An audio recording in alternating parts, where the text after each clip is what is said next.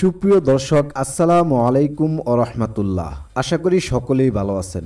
সকলকে আমন্ত্রণ জানাই আমাদের নতুন এপিসোডে।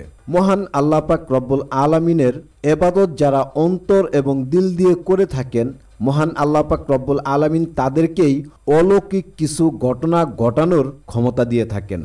মহানবী হজরত মুহাম্মদ সাল্লাল্লাহু আলাইহি সাল্লাম যখন এই পৃথিবীর মাঝে উপস্থিত ছিলেন, তখন সাহাবীগণ অনেক অলৌকিক ঘটনা দেখিয়েছেন।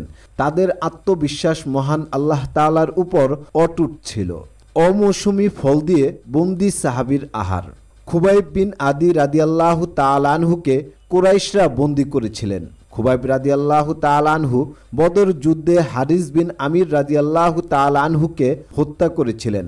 বন্দী অবস্থায় বেশ কিছুদিন তাদের কাছে কাটান।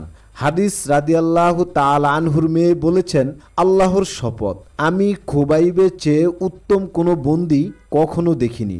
আল্লাহর শপথ, একদিন আমি তাকে আঙ্গুরের থোকা থেকে আঙ্গুর খেতে দেখেছি, অথচ তখন তাকে লোহার শিকলে বেঁধে রাখা হয়েছে। তাছাড়া মক্কায় কোনো ফল ফলাদিও তখন ছিল না। নিশ্চয়ই এই ফল আল্লাহর পক্ষ থেকে ছিল। খুবাইবের রিজিক হিসেবে তা পাঠিয়েছেন। সহিহ বুখারী হাদিস নাম্বার 3045। এক সাহাবীর অভিশাপ বাস্তবায়ন। হিশাম বিন উরিয়াহ তার বাবা থেকে বর্ণনা করেছেন, আরওয়া বিনতে উওয়াইস রাদিয়াল্লাহু তাআলা আনহু অভিযোগ করেন যে সাঈদ বিন যায়েদ রাদিয়াল্লাহু তাআলা আনহু তার কাছে কিছু জমি নিয়েছেন। তিনি মারওয়ান বিন হাকাম রাদিয়াল্লাহু তাআলা আনহুর কাছে বিষয়টি উপস্থাপন করেন।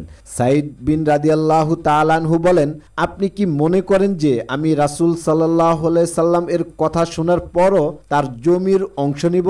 মারওয়ান জিজ্ঞাসা করলেন, আপনি রাসূল সাল্লাল্লাহু আলাইহি সাল্লাম থেকে কি শুনেছেন? তিনি বললেন, আমি রাসূল সাল্লাল্লাহু আলাইহি সাল্লাম এর কাছ থেকে শুনেছি, যে ব্যক্তি অন্যায়ভাবে জমির এক টুকরো নিবে তাকে 7 স্তর পর্যন্ত জমির বেড়ি পরানো হবে।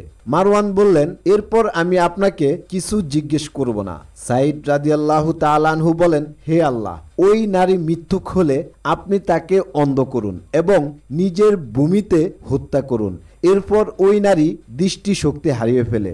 অতঃপর ওই নারী নিজের জমিতেই হাঁটতে গিয়ে একটি গর্তে পড়ে মারা যান। সহিহ মুসলিম হাদিস নাম্বার 1610। মিথ্যা অভিযোগে বৃদ্ধ লোকের শাস্তি। জাবির বিন সামুরা রাদিয়াল্লাহু তাআলা আনহু বর্ণনা করেন, ওমর রাদিয়াল্লাহু তাআলা আনহুর শাসন আমলে কুফার এক লোক সাদ রাদিয়াল্লাহু তাআলা আনহুর বিরুদ্ধে মিথ্যা অভিযোগ করে যে সাদ রাদিয়াল্লাহু তাআলা আনহু জিহাদে অংশ নেয় না, সমানভাবে বন্টন করে না, ন্যায় নিষ্ঠার সঙ্গে বিচার করে না। এ কথা শুনে সাদ রাদিয়াল্লাহু তাআলা আনহু বলেন, আল্লাহর শপথ, আমি 3টি দোয়া করছি। হে আল্লাহ, আপনার এই বান্দা লৌকিকতা ও অহংকার বশত মিথ্যা কথা বললে আপনি তার জীবন দীর্ঘ করুন, তার অভাব দীর্ঘ করুন এবং তাকে বিভিন্ন পরীক্ষায় নিপতিত করুন।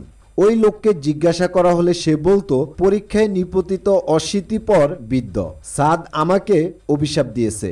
আব্দুল মালিক বর্ণনা করেন, পরে আমি ওই লোককে দেখেছি যে বার্ধক্য তার ভ্রু চোখের উপর নুয়ে পড়েছে। এছাড়া সে রাস্তায় তরুণীদের চোখের ইশারায় চিমটি কাটত। সহিহ বুখারী হাদিস নাম্বার 755। বন্ধুরা, আমরা আজকের এই এপিসোড থেকে কি শিখলাম?